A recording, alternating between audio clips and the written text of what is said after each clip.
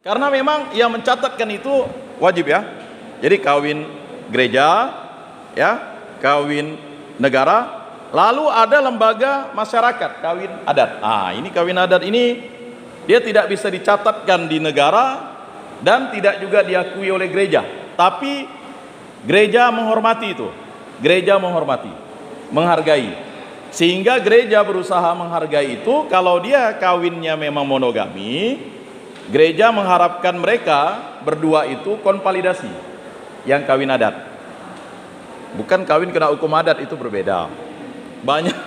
Jadi saya mau jelaskan, kawin itu ada memang betul kawin adat, ya kan? Ada kawin yang kena sanksi adat, ada kawin yang tidak beradat, kan begitu. Itu yang kempul kebo. Itu kawin juga. Ya kan? Gimana, Pak?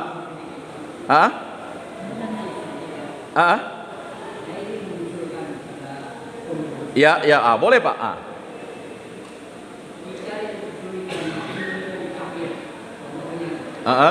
Bapak tinggal di Kuburaya ya? Oh, Kayu Manis. Belum tercatat.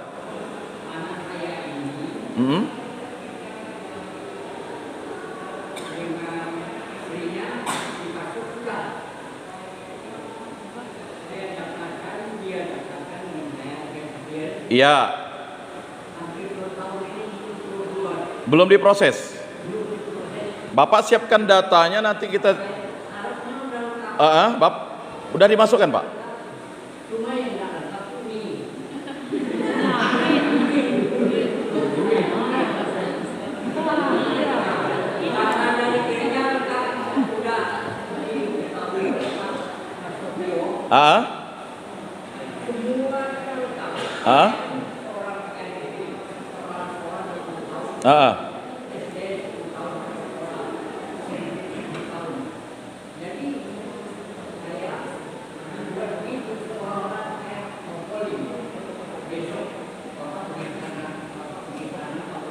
Oh, baik.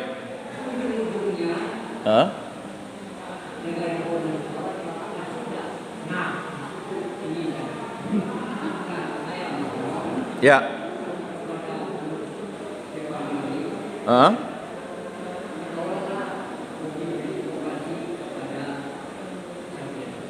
Oh, begitu.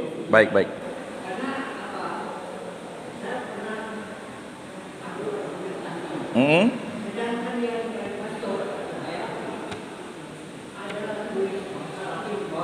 Ya.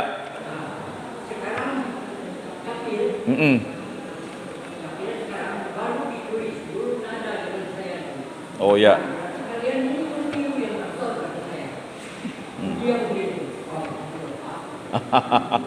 Sulit ya.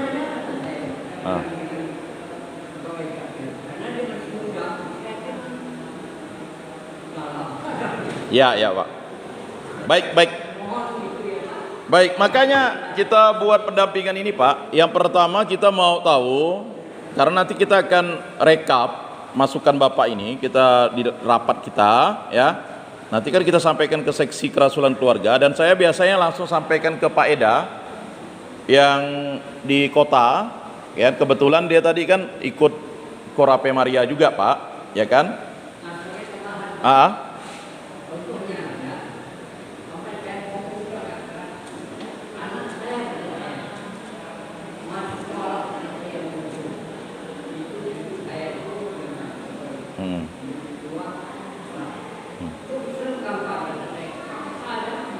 Oh.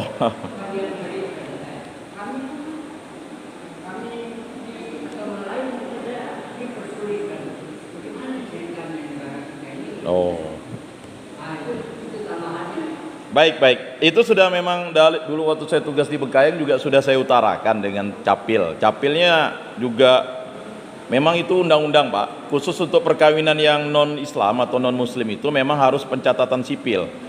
Nah, itu sesuai dengan Undang-Undang Nomor 1 Tahun 74. Sedangkan untuk perkawinan Islam itu langsung ketika dia mendaftarkan perkawinannya di KUA, nanti penghulunya datang, lalu dia sudah ijab kabul, langsung Pak, buku nikahnya itu langsung diakui negara. Memang itu lex spesialis, memang itu beda dengan yang 5 agama yang lain, Pak. Itu terjadi memang dengan baik Kristen yang dulunya Kristen Protestan, kemudian Katolik, ya, kemudian Hindu, Buddha, dan Konghucu. Nah, begitu juga untuk penyebutan nama Kristen, Pak. Semenjak tahun 2005 tepatnya, nomenklatur itu, jadi yang Kristen Protestan itu tidak lagi dalam KTP dicantumkan Kristen Protestan, dia Kristen. Yang Kristen Katolik itu Katolik. Jadi jangan lagi kita keliru dengan nomenklatur itu. Katolik pasti Kristen, Pak. Kristen belum tentu Katolik. Dia bisa Ortodok, Advent, Pentakosta, Baptis, ya, dan aliran-aliran lainnya yang diakui oleh PGI dan majelis-majelisnya lah. Tapi kalau kita Katolik, ya kalau sudah menunjuk ke gereja Katolik itu sudah Kristen Katolik. Jadi jangan sampai kita lagi agak aneh. Saya Katolik bukan Kristen. Itu secara nomenklatur agama, tapi secara imani kita adalah orang Kristiani. Nah, ini juga pemahaman-pemahaman itu harus dijelaskan kepada anak-anak kita, karena anak-anak kita menjadi gamang kan. Seperti anak saya yang kecil tuh nanya, "Kok kita Katolik, Pak, bukan Kristen?" Kita nih Katolik, ya kan? Ya, kita Katolik pasti Kristen, Kristen belum tentu Katolik, begitu. Nah, itu karena mengapa? Karena ada aliran-aliran Ortodok, Anglikan yang berkembang juga di Indonesia yang harus diakomodir oleh negara. Jadi total yang ada di Indonesia ini kurang lebih, kalau di Pontianak saya tanya kawan saya, ada 108 denominasi Kristen. Nah, di Pontianak saja, ya. Maka wajar mereka banyak gereja, Pak. Nah, kalau Katolik memang sesuai dengan, ya, tahta suci, ada kuskupan, ada paroki-paroki. Nah, sedangkan yang Kristen itu dia organisasinya ya masing-masing. Begitu juga di Indonesia ada sekitar 200 lebih ya, kalau tidak salah ya, yang sudah terregistrasi. Nah, kecuali Yehova. Yehova itu bukan aliran dari Kristen, dia sudah masuk aliran kepercayaan. Nah, jadi kalau Bapak Ibu, saudara-saudari didatangi oleh saksi Yehova, dia tidak masuk ke denominasi Kristen, tetapi dia masuk ke aliran kepercayaan dan tidak diurus oleh Kementerian Agama. Kementerian Agama itu hanya mengurus 6 agama. Sedangkan Kementerian Dalam Negeri itu mengurus aliran kepercayaan 200. Jadi di KTP sekarang boleh misalnya. Ya, ada yang mau memperjuangkan untuk misalnya keharingan jadi agama. Memang sudah diterima PBB, tapi di Indonesia belum disebut agama karena dia masih aliran kepercayaan. Dia masih menginduk ke Hindu. Nah, jadi untuk dipahami itu. Nah, jadi kita bercerita tentang lembaga yang mensahkan perkawinan itu. Nah, tadi kesulitan yang Bapak alami itu memang terjadi, ya. Makanya harus dipahami kalau nanti ada adiknya atau anaknya mau kawin, jadi persiapkan dulu dokumen-dokumen itu biar 12 hari sebelum pemberkatan itu sudah lengkap. Jangan sampai nanti 12 hari lewat setelah pemberkatan harus saksi. Jadi saya pernah menjadi saksi satu pasang dan mau tidak mau saya harus menunggu 2 jam, ya, karena mereka harus memeriksa betul tidak saksinya ini kembali. Nah, itu kesalahan dari pasangan pengantinnya tidak, ya, menyerahkan dokumen-dokumen KTP, akta, ya. Nah, jadi kalau untuk kawin negara itu sebenarnya tidak sulit. Yang sulit itu hati-hati dengan akta kita. Kayak akta saya urus tuh karena hilang, saya disebut akta dispensasi, ya. Jadi anak saya yang pertama itu, ya kan, akte terlambat karena saya terlambat mengurus perkawinan sipil. Dulu masih nyaman, ya, tidak di pengadilan waktu itu ya. Kalau sekarang wajib ke pengadilan ya. Lalu anak saya yang kedua tuh akte asli kutipan 2 karena keliru spasi saja, dia diurus juga. Nah, yang baru betul tuh anak ketiga, aktenya ya orisinil. Jadi hati-hati juga akte kelahiran kita itu. Nah, jadi bagi Bapak Ibu yang memiliki kesalahan nama, itu bisa berdampak nanti untuk membuat akte perkawinan anak. Nah, ada satu ibu dia harus pergi ke Mempawah sekitar 2 tahun, dia bolak-balik mengurus gara-gara namanya I jadi Y. Satu huruf saja. Jadi itu juga jangan sampai kita salah menulis nama anak. Mulailah kita menulis nama anak yang lengkap dan jangan disingkat, dan memang ada standarnya ya, kalau tidak salah 72 huruf kalau tidak salah sekarang ya, udah ada undangnya. Jangan lebih panjang-panjang begitu ya. Paling panjang 72 huruf. Ya. Kalau mau cantumkan namanya, bapaknya, kakeknya, moyangnya, marganya, ya dihitunglah dulu. 72 huruf dengan spasi. Nah, itu juga untuk tidak menyulitkan anak nanti. Nah, berikutnya ya, mengapa kita ungkap masalah ini? Karena persoalannya, mengapa banyak orang tua tidak mau membaptis anak? Karena memang perkawinannya bukan bermasalah. Misalnya perkawinannya itu hanya perkawinan keluarga. Ya, ada lembaga yang keempat ini perkawinan keluarga. Dia tidak dikawinkan adat, hanya keluarga, TST ya, tahu sama tahunya kan begitu. Itu kan boleh-boleh saja. Ya kan? Kalau di hutan hanya laki-laki perempuan ketemu di situ, siapa yang mau menjadi saksinya? Kan saksinya alam. Ya kan? Jadi perkawinan ini kan luhur ya. Tapi karena kita hidup di negara yang sudah majemuk, maka perkawinan itu ya memang ada 3 yang diakui secara ya, yang diakui gereja, diakui negara. Nah, kalau diakui kawin adat ya itu kan urusan berbeda. Jadi hendaknya kita menghargai tradisi. Nah, ini juga yang sering keliru. Sudah kawin adat lalu boleh berhubungan seksual. Tidak bisa sebenarnya sebagai orang Katolik. Kawin, kalau kata kakek saya, kawin Tuhan dulu baru kawin adat begitu. Ya kan? Padahal kakek saya dulu itu jadi Katolik sudah kawin kan, sudah punya keluarga. Tapi dia paham kalau kawin adat itu kawin di bawahnya kawin Tuhan katanya. Harus kawin Tuhan dulu baru kawin adat. Nah, jangan dibolak-balik, kawin adat dulu lalu kawin Tuhan. Lalu ya, keliru. Lihat dah kawin adat disuruh bercampur, masuk ke ruangan ya lalu berhubungan seksual. Nah, ini kan kacau jadinya. Ujung-ujung waktu pemberkatan pastor tutup mata jadinya. Ya kan? Nah, kejadian-kejadian seperti itu bahkan pernah ada penolakan, itu hak imam ya. Menolak. Kalau misalnya salah satu pasangannya ya, pasangan yang hamil ya, misalnya yang perempuan lah ya. Jadi bukan ditolak, tapi tunggu dulu, lahirkan anak dulu baru diurus konvalidasi. Itu kawan saya pernah tuh, langsung diusir pastor. Padahal dia aktif di OMK dulunya. Ini udah tahu ngajar musik liturgi, lalu diusir pastor. Baru anaknya setahun baru dia konvalidasi.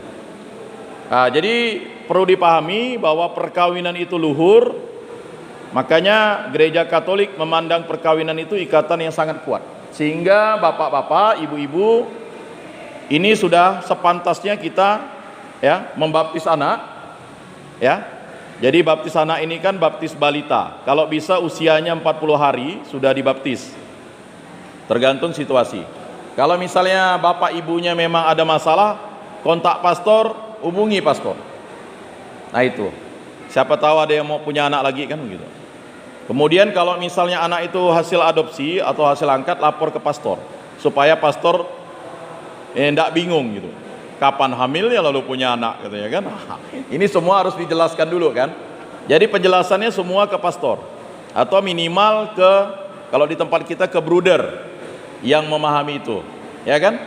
Kan ada yang mengangkat anak misalnya kan. Ditanya kapan dia hamilnya, tanya tetangga yang kapan tidak tahu hamilnya kan. Nah, itu harus jelas. Nah, setelah kita membaptis anak, ya, selanjutnya kita mengajari anak. Bapak Ibu, memang kalau mengajari anak ini gampang-gampang sulit, gampang-gampang sulit. Tapi di sini dibutuhkan peran ibu yang handal. Nah, ini peran ibu yang handal nih. Yang paling mudah mengajari anak berdoa itu pasti ibu. Ya. Ibu. Kalau mamanya rajin ke gereja, anaknya pasti rajin. Ya. Kalau bapak itu biasanya santai ya. Ya kan? Mungkin tanda salib selesai ya. Kalau ibu itu kan mungkin kalau dia udah ya, yang penuh penderitaan pasti panjang doanya. Nah, doa pagi, doa malam kan? Atau ada ibu-ibu yang hanya doanya singkat saja kan? Enggak. Saya rasa memang peran ibu ini luar biasa. Ya. Makanya peran Bunda Maria itu bisa meminta Yesus untuk membuat mujizat ya. Maka mujizat itu dibuat pada pesta perkawinan di Kana. Pesta perkawinan di Kana. Bagaimana anggur manis itu diberikan Yesus? Karena memang kita sakramen panggilan itu atau sakramen perkawinan itu adalah panggilan hidup kita. Jadi bapak-bapak, ibu-ibu yang nantinya akan memberikan nasihat perkawinan, ini semuanya memang wajib memberikan nasihat perkawinan bagi adik-adiknya, bagi ya keluarga yang meminta ya, karena yang bisa membantu keluarga-keluarga yang memang ada masalah perkawinannya adalah bapak ibu sekarang. Baik masalah ya, kalau masalah pencatatan di negara ya bisa diselesaikan dan sebagainya.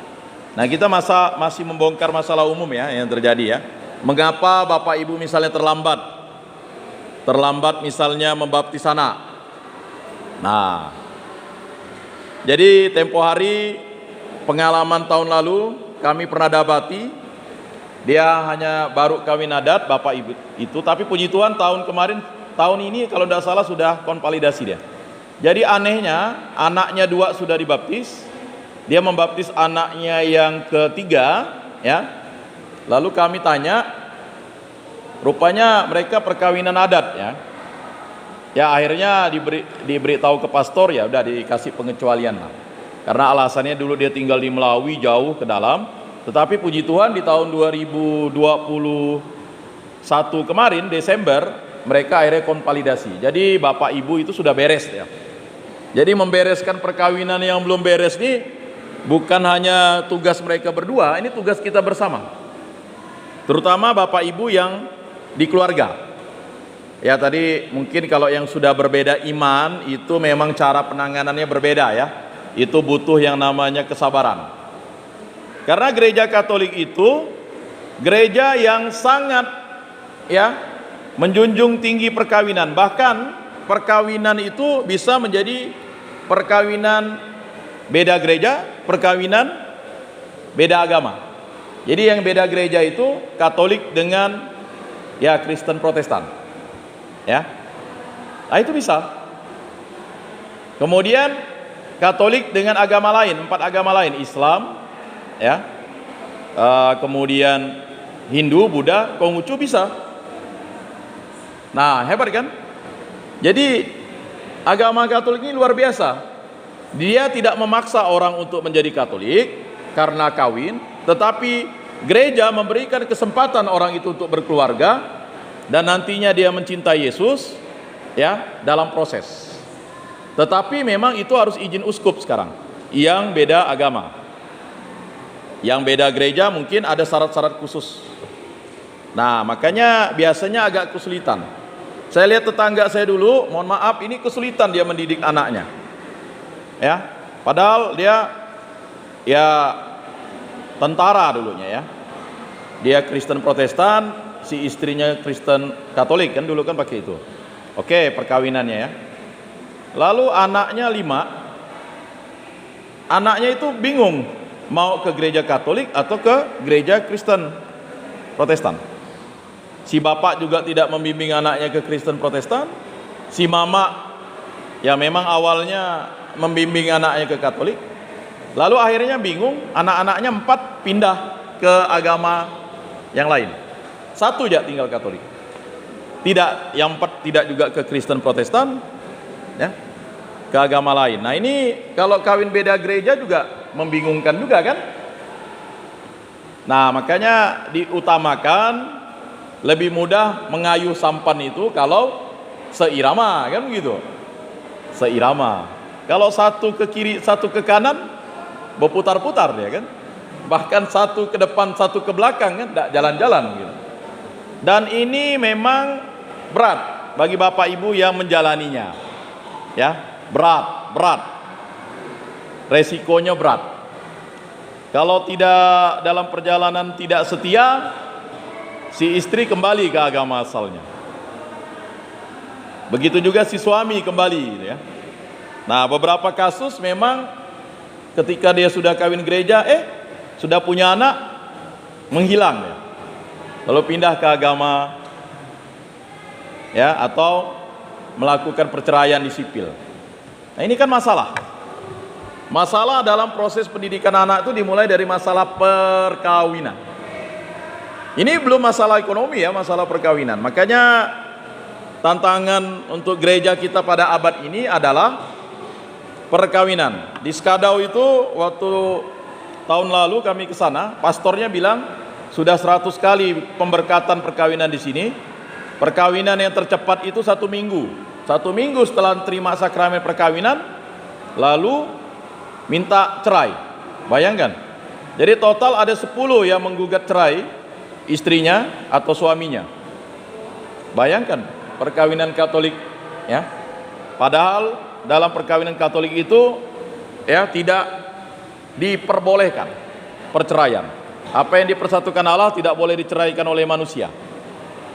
Nah, jadi ya, ketika Bapak Ibu menerima suami atau istrinya, itulah modelnya sekarang. Ya kan? Terimalah dalam untung dan malang, suka dan duka. Mau modelnya berbeda lagi kan? Ya, kan enggak tahu. Maunya sih semuanya cantik, mulus sampai kakek nenek kan? Tapi kan barang itu kan sama kayak sepeda motor. Dirawat oke, tak dirawat kan bahaya nanti. Ya kan? Ya, ini kan masalah kita semua nih. Dulu waktu pacaran mungkin wah cantik, ganteng, ya kan? Parfumnya sekilo. Setelah ya mana jangan-jangan pakai parfum misalnya kan? Si istri bawa belacan, si suami bawa kete, ya ujung-ujung susah lah. Ujung-ujung melirik kan, susah. Nah, memang itu nanti ada pembinaan-pembinaannya, tapi kita hanya mengupas tuntas saja. Mengapa terjadi kita lalu melupakan janji kita kepada Tuhan untuk mendidik anak secara Katolik. Nah itu. Jadi ini kita bersama-sama menyelesaikan kasus kita, ya. Begitu juga untuk kasus pendapat. Dulunya luar biasa kan, mengiyakan istrinya, mengiyakan suami. Kalau sekarang cobalah, beda satu kata aja bisa tidak teguran 24 jam. Kalau ada maunya teguran kan gitu. Kalau tidak ada maunya ya udah, ya kan? Nah, bahkan sekarang kalau tidak salah ada undang-undang, ya.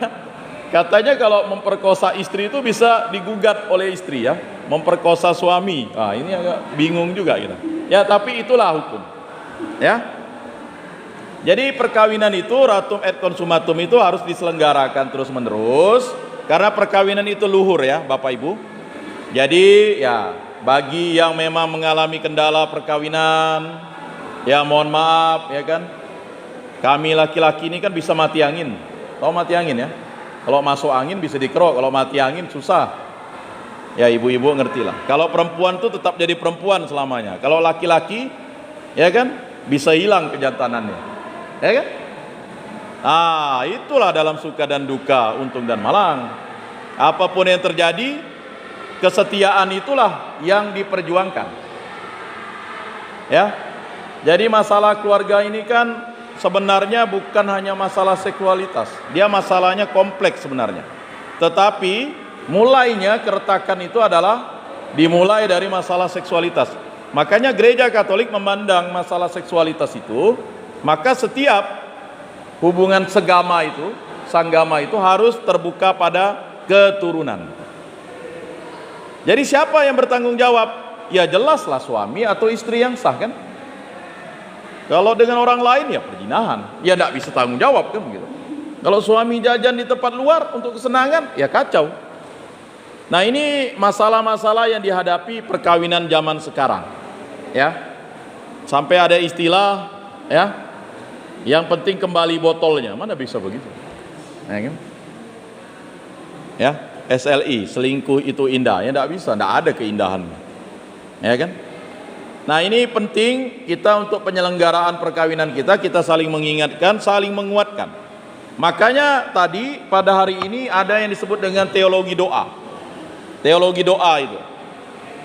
Doa pokok itu Bapak Ibu, saudara-saudari, marilah berdoa. Ya.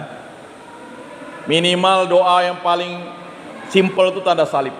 Dalam nama Bapa dan Putra dan Roh Kudus. Itu pun tidak mampu gak? Hanya ngusir lalat kan? Lah, kan orang bilang Katolik itu kan ngusir lalat. Mau marah ya, memang gitulah deh. Kau ngusir lalat gak? Enggak, doa. Loh, kok kapan kau berdoa, kata kawan yang sebelah kan? Kalau yang lain kan langsung dia, Bapa di dalam surga. Kalau kita tanda salib udah. Apalagi makan bakso. Kalau bisa orang tidak lihat, tanda salib lah. Ya, padahal lalu disebutkan formanya, ya, dalam nama Bapa dan Putra dan Roh Kudus, amin, kan begitu. Tapi kan agak aneh orang Katolik yang sampai di situ saja kan, karena kita memang kebiasaan kita adalah membuka dan menutup doa dengan tanda salib, dan di tengahnya ada doa. Nah, doa ini Bapak Ibu, ya, doa paling pokok itu doa Bapa kami. Doa Bapa kami ini doa yang paling mujarab. Ya, mau sakit, mau lemah, letoy, tidak ada duit, ya langsung lengkap situ. Udah mulai benci suami, kan gitu. Kan pasti lengkap dah doanya tuh. Udah mulai benci tetangga, benci bapak, mama, istri, anak, ya kan. Nah, ini doa Bapa kami nih. Doa Bapa kami itu doa terberat sebenarnya. Karena ada syaratnya. Ampunilah dosa kami seperti kami pun mengampuni orang yang bersalah kepada kami, ya. Sampai kapanpun kita tidak bisa dapat pengampunan kalau kita tidak mengampuni orang yang bersalah. Sampai kapanpun. Nah, terutama kalau udah terjadi keretakan hubungan suami istri. Suami punya bini lagi, kan begitu. Istri punya selingkuhan lagi, ya. Agak jarang kan. Poligami ini kan laki-laki katanya kan. Kalau poliandri itu agak aneh lah katanya. Ya. Mungkin di negara-negara tertentu ada, ya. Tapi kalau di kita ini yang banyak itu suami yang punya, ya. Padahal suami juga, ya kan, seperti itu. Nah, ini masalah keluarga ini menjadi masalah kita bersama. Jadi di lingkungan, mohon maaf, mengapa banyak kita lalu udah aktif lagi di lingkungan? Ya karena tadi malu tadi. Malu, orang ngomong tentang orang lain lalu bilang ngomong tentang kita kan. Lo namanya perkawinan Katolik ini kan paling tabu kalau udah ada selingkuh tuh. Paling tabu lah. Dan siap-siap lah katanya. Ya karena memang perkawinan Katolik ini di muka bumi ini adalah perkawinan yang menjunjung tinggi kesetiaan. Nah, cinta itu melahirkan tanggung jawab, kewajiban dan kesetiaan. Tanggung jawab untuk bekerja, ya kan? Kalau dulu waktu pacaran makan tuh cinta berak lope-lope kata kawan saya. Ya enggak Pak? Makan tuh cinta berak lope-lope kan? Kalau kita makan nasi kan keluarnya lain. Ini kalau makan tuh cinta katanya. Tai kucing rasa coklat. Ya kan? Hujan badai tiada merintangimu. Ya kan? On fire lah kan begitu. Semangatnya 45 lah perjuangan. Udah semakin punya anak pertama masih lah mesra. Anak kedua mulai letoy. Ya kan? Nah, ini mohon maaf kalau yang tidak dianugerahi anak memang akan menderita. Sebenarnya suaminya oke, istrinya oke, enggak masalah. Cuman yang enggak oke ini kadang siapa? Pihak ketiga. Ibu bapak, mertua. Inilah dah mulai lah. Dah mulai lagi tetangga. Akhirnya kan, nah ini butuh yang namanya kita sebagai sesama satu keluarga dalam lingkungan menguatkan. Nah ini pendidikan yang mesti harus dipahami. Karena banyak keretakan hubungan keluarga itu karena kesalahan nasihat dari kita. Misalnya dia curhat dengan kita nih guyon-guyon, udahlah kalau bini tak punya anak kawin lagi, padahal kita gurau. Itu dianggap yang benar-benar kan? Hati-hati menasihati orang dalam perkawinan. Ya kan? Gurau. Kalau bini komandul kawin lagi kata orang tuanya kan, nyaman ya mulut tuh nyerocos kan? Padahal tidak pikirkan perasaan istri, perasaan suami kan? Apalagi kalau mohon maaf misalnya adopsi anak. Tiba-tiba waktu sembahyang lingkungan, anak yang kau angkat udah besar gak? Nyaman ya mulutnya. Aduh, saya bilang perasaan orang ini gimana ya? Jadi kalau kita tahu, mohon tidak pernah menyinggung hal itu. Itu sensitif. Ketika dia mengangkat anak adopsi, itulah anak dia, ya. Jadi tidak boleh lagi dipertanyakan, apalagi ngomong, ya. Lihat tuh anak angkatnya tuh. Ya kan? Wah, udah. Apalagi nyantai aja ngomong. Anak yang kau angkat dah besar, padahal situ ada mamanya, itu ada anaknya. Saya bilang, aduh ibu ini minta ampun. Kalau kita tahu, paham, janganlah dibicarakan. Biarlah itu urusan privasi bapak mamanya. Ya kan? Karena kebahagiaan anak itu utama. Jangan sampai dia terluka, apalagi kalau dia terluka masih kecil. Ya kan? Saya ingat dulu adik saya, kami olok-olok anak pungut, lalu nanya dia ke paman saya, bibi saya, ya kan? Padahal kami olok-olok, Pak. Ini ngolok anak kecil nih. Oh, dasar kau anak pungut di tong sampah. Dia tanya benar-benar adik saya itu. Sampai sekarang dia masih terluka. Dulu abang nih katanya ngomong, ya kita kan olok-olok namanya adik-beradik kan. Maklum lah, ya kan. Wih, dasar kau ini anak pungut. Padahal memang anak kandung mama bapak kita. Kita gurau, guyon gitu. Tapi itu bisa membuat terluka. Rupanya gurauan kita tuh bisa membuat orang terluka seumur hidup. Dan itu susah kalau paku sudah ditancapkan. Begitu juga untuk anak ini. Anak ini bapak ibu, kalau bapak ibu rajin berdoa, usahakanlah pimpinlah doa. Biar dia melihat, ya, bapak ibu, walaupun bapak ibu, menurut pembina rohani saya dulu pura-pura doa, Pak. Pura-pura aja doa. Mulut komat kamit kan lama-lama berdoa juga, ya kan? Jadi anak itu dituntun. Pagi kita mulai bangun tidur doa, ya, tanda salib doa, tidak sulit. Kemudian nanti, ya, tidur kita bersama-sama doa, ya. Nah, mulailah nanti sarapan doa, makan bersama, kan begitu. Maka teologi doa itu kalau untuk beriman itu ya pasti doa. Tidak bisa kita mau mengajarkan dari mana dulu awalnya. Ya doa. Maka anak-anak ini diajarkan, diingatkan kembali untuk doa pokok. Doa pokok. Dan sebagainya.